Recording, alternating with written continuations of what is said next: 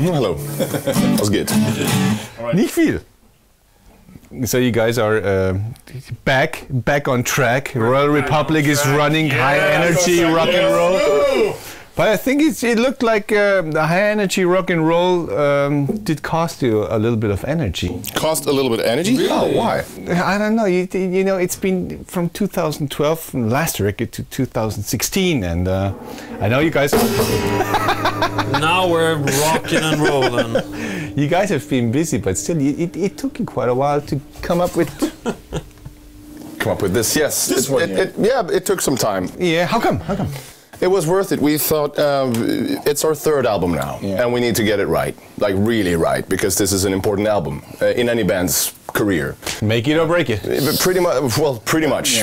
And we learned our lessons with the first album and the second album, that we need to, you know, no matter what studio you end up going to, how great it is, how great the producer is, how great the sound is, it all starts with the songs. So we spent 18 months writing the best songs we could. It was like trying on t-shirts, basically. Trying every t-shirt in the world, you know, until you find that's the t-shirt, that's exactly the t-shirt, let's make 5 more.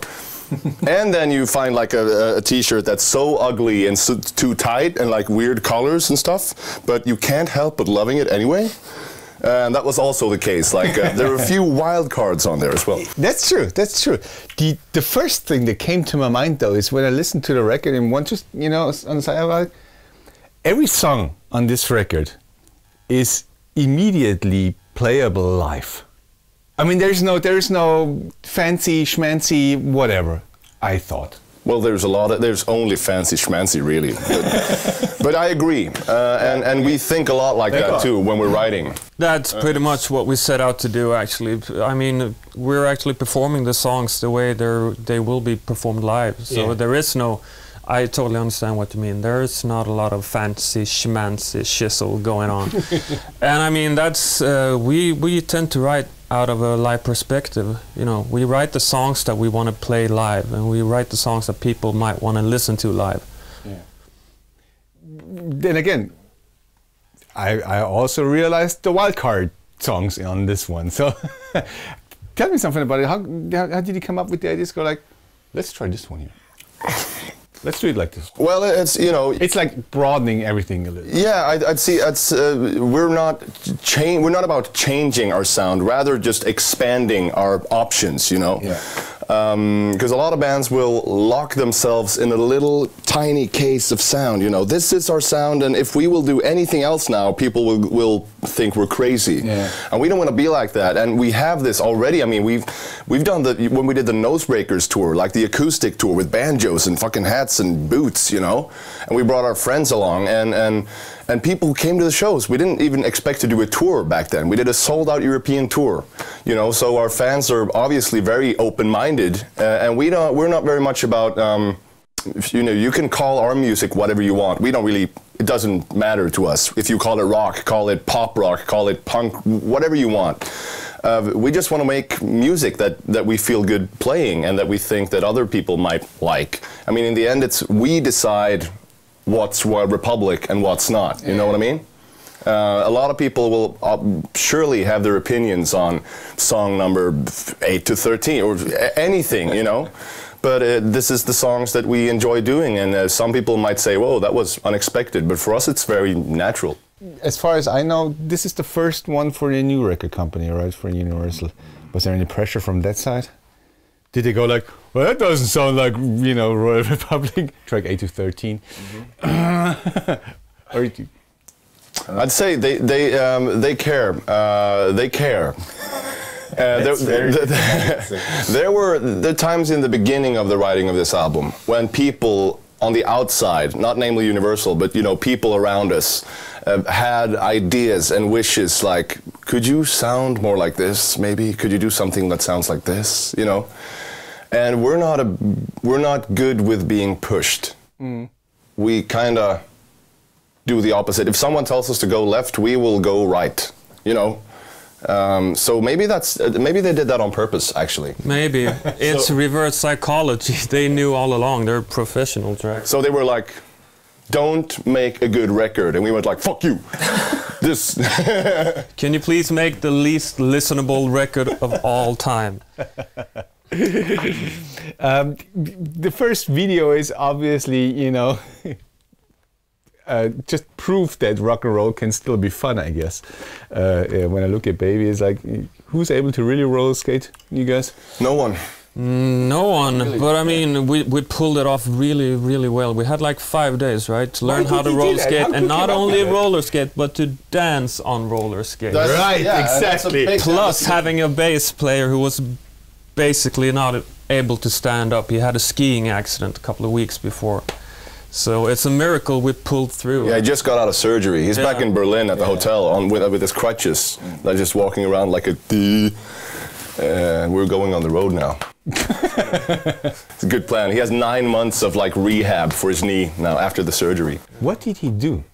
I don't know. He fell like an idiot in the ski slope. We split up. We were skiing in Saalbach in Austria, and we split up. And we were like, okay, those of you that feel like you actually know how to ski, maybe go in this slope, and the rest of you guys take it easy, maybe try this one first. And I went to the kids slope. You were smart. You went to the kids slope. Me, Per, Cash, Stefan, part of the crew, we were like, you know what, we've done our fair part of skiing, we know this stuff, we're gonna go hardcore from the beginning. And Jonas was like, I think I got this. So he joined us, and it took 15 minutes. And he was lying in the slope, and we had to call the skiing ambulance. I'm sorry, you guys. Personnel, and yeah. So now he's got like, what was it, 9 months? 1 week to live. But it's funny, didn't you guys? You know, me being from Bavaria, I didn't grow up on skis, but I learned fairly early how to get down the mountain. Why didn't you guys? I mean, you're from a country where you're supposed to... Well, actually, you know that Malmö, or the place where we live and around, is actually the flattest part of Sweden. Yeah. Okay, so it's only like cross-country, right? It's pretty much, yeah. Go straight forward, or in circles. Okay. That's pretty much it. Yeah. So, but the roller skating thing, that happened, though. Did you guys have the idea to get there? Yeah. For some reason, I don't know where it came from, really. It just popped into our head. But I remember us thinking, once the idea was on the table, I remember us thinking, this is a brilliant idea. Yeah. And then when we had to order the roller skates and blah blah blah, and once the roller skates actually arrived and we put them on, I remember us thinking, you know what, maybe this wasn't such a good... No, but it was horrible too, because we had to like rehearse. We're not dancers even, you know. Just dancing is hard. Learning to just do and you know, that stuff. That's hard by itself. Try doing it like while moonwalking on roller skates. You know, it's insane. Yeah. Just standing still without moving on roller skates, doing this stuff. It's... So we practiced like for 4 or 5 days before the shoot, and there was no room we could practice in. So we went to like a parking lot in the rain.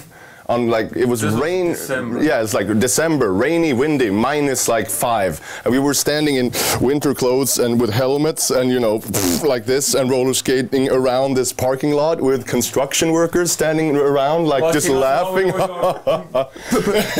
And no music, you know. That was misery galore, and the shooting itself was like I was scared for my life for 2 days. Like and there were some close calls. Yeah. You almost broke your face. Yeah, that could have gone really... We did the guitar solo, like spinning scene. He was standing like on roller skates, on a table that was rolling like hell, and you fell, and I fell backwards. Yes. It's sort of for the next video. You probably might want to. Next video is probably going to be something like a tea party, maybe something, you know. In a line. Yeah, chain smoking video. Like, oh, everybody just fucking chill. You know, before you went to work on this record, you took a break, right? Yeah. What did you do? Just private stuff? Did you actually talk to each other during the break? Are you close, or do you go like your own ways that, you know, go like, you know, we need to have our privacy now, and then, you know, but later we get together again. But now it's like, you know, just private time. It's a little of both. When you're as close as we are on the road a lot of the time, or in the studio. I mean, the first thing when we go home from the studio after 2 weeks, we have a weekend off. Then, you know, we're obviously not gonna go, hey man, want to come back to my house and hang out with me and my wife? It's more like. Everybody does their own thing. It's important. We learned the hard way that it's really important to take care of your other life, because it is basically two different lives, and you have to make them both work together. And I guess that's the hardest part about being in a band and doing this for a living. That, you know, regular life, so to say, goes on all the time, and you miss out on a lot of stuff. And it's important that you really give it time and take care of it, because you know. Sometimes things happen that puts things in a perspective, and you realize this entertainment thing that we're doing, I mean, that we're very fortunate and we love to be doing, it's less important compared to, you know, when it comes down to it. Yeah, that's true. But I mean, considering that we're touring like all the time, we get along extremely well, and when we get back home, it's not like you know, don't call. Exactly. It's like call. Exactly. But it's not like all the time. You know. Okay, probably the most dumbest question today is like, who or what's the Weekend Man? The Weekend Man is, if you just look at this, can you see this? This is the Weekend Man. And there's a striking... This is the only time he's been captured on a... Striking resemblance to Brad Pitt. And, striking resemblance to some, like, I don't know, it looks a lot like someone I know. The Weekend Man is a devil on your shoulder, a mythical creature of mayhem and death, eloquently put, right? Death. Yeah, he's the guy that is always in the back of your mind telling you to do the wrong thing instead of the right thing. Or the right, whatever is closest to your, like a friend. If you have an opinion, if you're like, I really want to cheat on my girlfriend, and then you talk to someone and they will go, no, don't do it. And then the other friend will go, yeah, I totally understand why. And you're like, yeah, right, you know? You agree with the one that agrees with you, kinda. It's just easier that way. It's just easier that way, and that's the Weekend Man. All right. So he's an asshole. He's like a big, giant, erected dick. That's what the Weekend Man is. Okay, anyway. You've been touring for a while now already with the songs, and I think it's obviously a little bit unfortunate all the time if the record's not out yet and you're already on tour. Couldn't you have done it other ways around? What do you mean? Just the record tour later. But we haven't really been on tour so far. And that's the plan. That's the main reason we're not on tour. We weren't on tour yet, because we wanted the album to come out and we want people to get familiar with the songs before we start touring on. But you're in Germany around now. Yeah, but we're not touring. We're just doing, you know, meeting people, like charming people like you. I thought you were playing with Theory of a Dead Man in England. And yeah, we are. But that's England. That's England. That's a totally different. No, but what we did on the last album was we started touring basically the same day the album came out, and we realized that people, they didn't get a chance to know the songs. Yeah. Which kind of sucks, so we're doing it the other way around this time. The right way. Oh, okay, so you're going to be big back in November for a big We're going to be big in November, yes. Big and back. Big and back in November, yeah. Are you doing festivals in between? We're doing a whole bunch of German festivals. Definitely. Yeah. Okay, where are you guys going to be seen? All over the place. Hurricane, Southside, Open Flare, Rokodal Schlacko, Tabertal, yeah, whole bunch of them. I can't even remember. It seems like almost all festivals are like in Germany, but do you play like around Europe? Yeah, we're going to the UK. We're doing Download. We're doing the big Paris festival, Rock am Seine. We're going to Switzerland. We're doing Sweden. We're doing a whole bunch of places. Ukraine. Yeah, right. That's going to be exciting. All right. You know, it's a third record. It's an important record. What do you think this record's going to do for you guys? Right now, we feel. What do you hope it's going to do? We feel very confident about the record, but then, in the end, you never know. You never know. I mean, you never know if people are going to like it, if what people are going to like it, or people are going to dig it. We have no idea. All we know is we love it. We like it. We're proud of it, and we spent a lot of time on it. So we hope it does well, and we really believe that it will work out for us, like you said, on the road. All right. What do you think? It's kind of hard to say because it's interesting, it's good, and there is also there's always tracks that Royal Republic fans from the very first beginning can rely on, and then you have the other stuff. I had to get used to it. Yeah. So for me it's like, what are they doing now? But it's tricky. But I need to, I had 2 runs on it. What's really funny is that everywhere we go, and all the people that have heard it this far, every song on the record is somebody's favorite. It's good. Already. It's good. Yeah. Usually it's like there are 2 songs on the album that everybody always mentions. You know what I mean? Yeah. And this album already, it's like, people go, oh, this is definitely the best one. No, I don't like that. I like this one. I like it. Every song has that, which is kind of rare. That gives us. Nobody likes the record cover. Yeah, exactly. Yeah. Nobody digs it, but it has a nice picture in it. There's a story. There's a story on for every song. You took different pictures. Yeah, it tells a story. But what's the outcome with it? What's in the suitcase anyway? What? What is in the suitcase? What is in the suitcase? What's in there? You will never know, probably, or you might know in the end. Yeah. I could think of something that's in there, but mysteries in there. Check that out. That's like art. That's like paintings. See? Song number 1. Song number 2. It says walk and look. It's like a footprint. It's shaped like a footprint. If that's not smart, I don't know who Angela Merkel is. That is not a reason to buy the album, then I don't know. Yeah, it's only one of the many reasons to buy the record. Kung Fu Lovin' with some kind of a fruit arrangement. I don't really know. I just always thought it looked cool. It's like a sprayed strawberry fruit something. Well, I love strawberries. And they're good for you. Yeah, so cool. My Way. Yeah, that looks nice. Well, look at this one. The creature. How would you pronounce this? Uuuhhhh. Germans. It's German glue. It's uuuhhhh. And the funny thing is, it's a yellow and black too. Yeah, it's funny. We have the most favorite German glue besides Patex is uuuhhhh, and it's in a yellow tube, and it's with a black cap on it. So it's Karlssonsklister. Yeah. Oh yeah. So yeah. Pretty much.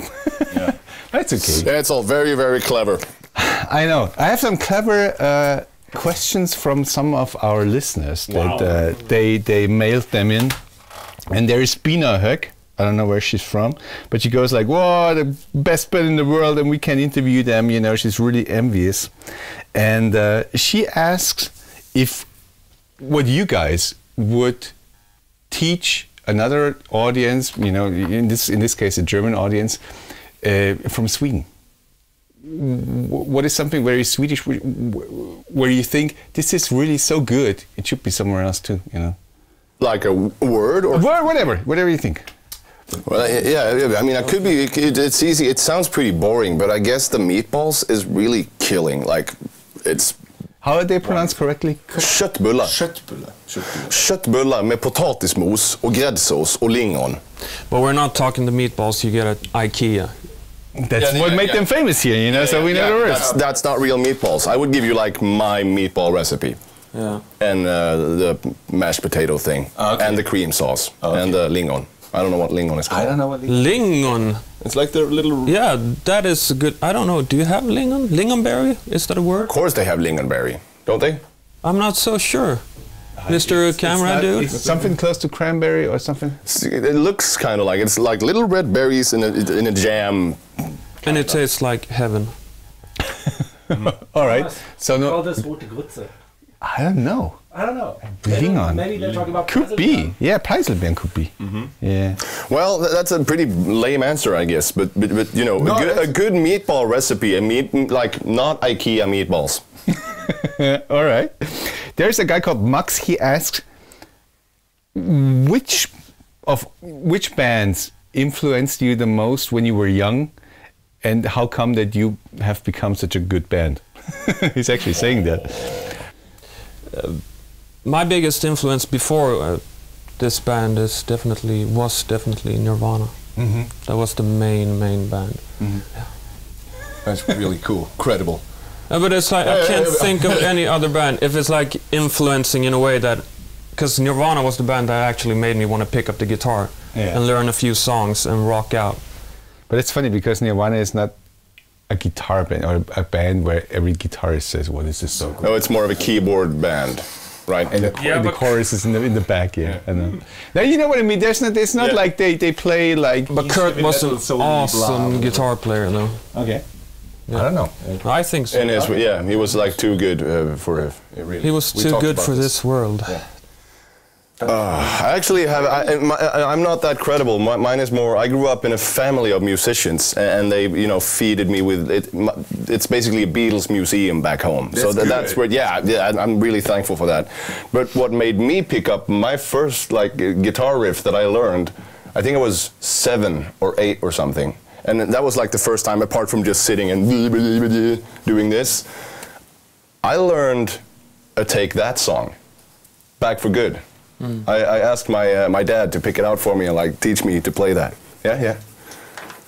But that was really hard. That was like when you're 8 years old and your hands are you can barely reach around your own dick with it, and much less do guitar chords. Yeah. And I was really determined. I was bleeding, really bleeding and crying and going, But all of a sudden, I think I learned within a couple of months, at least, strumming. Yeah. And that was important. This is amazing. Look at him now. Look at him now. It's like rock. I cannot do this. My nails are too polished now. So. There's one last question from a listener. Bastian asks, "What's your favorite?" Is it Bastian? Bastian. Is it him? Maybe it is. Schweini? It's Schweini. He emailed Rockantenne. Wow. No. Yeah. He's in Manchester now. He can, He's not even on the squad. He doesn't like it. He's going to come back. No, they don't take him anymore. It's like the Lothar Matthäus syndrome. You don't want. They're going to take him. Carlo Ancelotti. He doesn't have the balls to not say. Bastian, when they sold him to Manchester, I was laughing my ass off because he was injured. He wasn't worth half the money they paid. He promised everything to be real, He had, 2 good games out of 15? Nah. Bah, come the fuck on. No, he's gone. He's done. He's like nothing. Are you? I'm sorry. I want a clean fight. I'm sorry. You heard about these, radio hosts every once in a while. They just disappear. Nobody hears from them again. Never. I've never seen it come. Never, ever. No. And the funny thing is, Bastian, he makes commercials. What about not only have you insulted me now, but what if Bastian was actually listening and he's sitting there right now you're not even worth half the money they're paying you, injured. You should be happy that you're in Manchester now. And not be playing and get shitloads of money for nothing. What's the favorite joke How is 1860 doing now? It's really up. It's really but you're doing pretty good, right? They're doing their best. Shut up.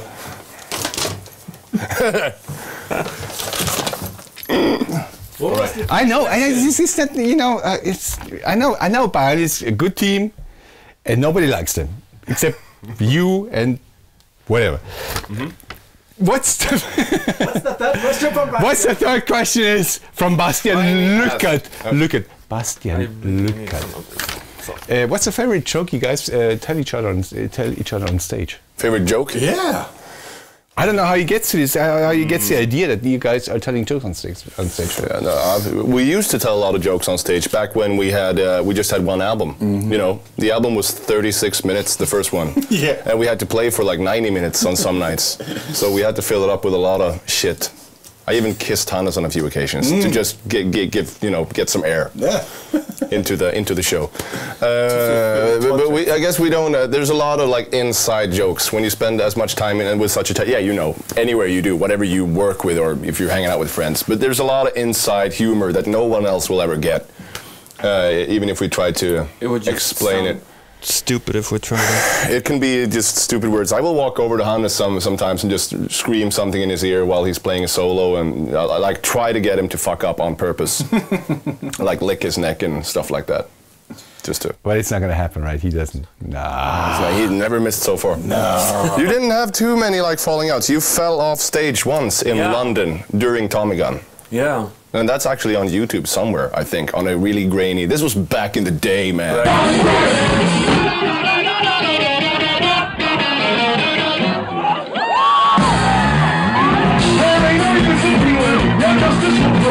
Back in the day, man. When phones just had phones had 1 pixel and the video wasn't even fucking. So now we're pretty clear. So jokes. Jokes on stage. I don't really see where we would have the opportunity to tell each other jokes on stage. Unless he means Adam telling jokes to the audience. That's one thing. And that you never really know. I really try and keep it alive in the way that I don't decide what I'm going to say to the audience before a show. Sure, you have we have our set list, and I know that now we're going to play this song and this song and this song, and but I try to really work with what I have. So if we play to 200 people, I got to work with that, and I can't say the same thing as if we were playing Rock am Ring center stage with 60,000 people. You got to adapt a little bit. So the jokes tend to be more. There tends to be more jokes when it's smaller. Yeah, definitely. I'm so much looking forward when you play on the South Side stage and you're standing there in front of 40,000 people and you go like, Bayern Munich is the worst team in the world. I'm really looking forward to this one. Do you guys so when you worked on the songs, was there ever the point that you guys said, or you didn't really agree on a song? I go like, no, I don't like this. I was saying, was there ever a point where we did agree? Especially on that one, so you know. Of course, there were a few occasions where we didn't agree, but I mean that's because, we're not robots. We have different tastes, obviously, and that's an asset for us. That's what makes up a solid rock album like this. Weekend Man out. No, but I mean that's an asset. That's a good thing. Okay. So yeah, but not too much though. It's like 95% of the time we agree completely. It's basically once we agreed on the first shirt, like this is a cool song. This is a song. And I think it was actually When I See You Dance with Another. Yeah, that was one of the first songs that we actually did. We finished the demo, and we all felt, okay, this is the road, And then we'll see exactly which turns we take and how many stops we do and so on. But this is definitely the road, And from then on, it was really easy. It was more before that when we were all over the place, like this shooting blindly. Yeah, we had no idea where to go. But once that song was finished, we were like, okay, this is what this album is going to sound like. This will be the center of this. And it's really funny about this album because a lot of the time when you come out of a studio, when the album is done, you never want to hear the songs again. I heard When I See You Dance with Another, that was actually done like in 2014, early. It's been around, I've had it for 2 years, and I'm still not tired of it. I still love it. Whenever I hear it start, I still like, yes, so I guess that's a good sign. Good. I have no more further questions. I guess. Thank you. All right. Rockantenne. 100% Rock. Nonstop. Sehr geehrte Damen und Herren, ich gratuliere Ihnen. Sie haben wieder ein weiteres höchst interessantes Interview von Rockantenne hinter sich gebracht und Ihren geistigen Horizont damit extremst erweitert. Das freut uns, aber wir haben noch mehr davon. Wenn Sie hierhin klicken, kommen Sie zu allen anderen Videos, die wir bei Rockantenne gefilmt und gemacht haben. Und sollten Sie aber ein Gitarrenfreak sein und sagen, Ich will wissen, wie die Rockstars ihre Hits auf der Gitarre spielen und will es von denen persönlichst lernen. Klicken Sie hier hin. Da sind Sie zu Hause. Und nicht vergessen, bitte unseren Kanal abonnieren, Rockantenne, auf YouTube, dann erfahren Sie immer gleich, wenn wir neue Videos online stellen. Und wenn Ihnen das Video hier gefallen hat, natürlich liken. Alles klar? Metal on! Bis dann!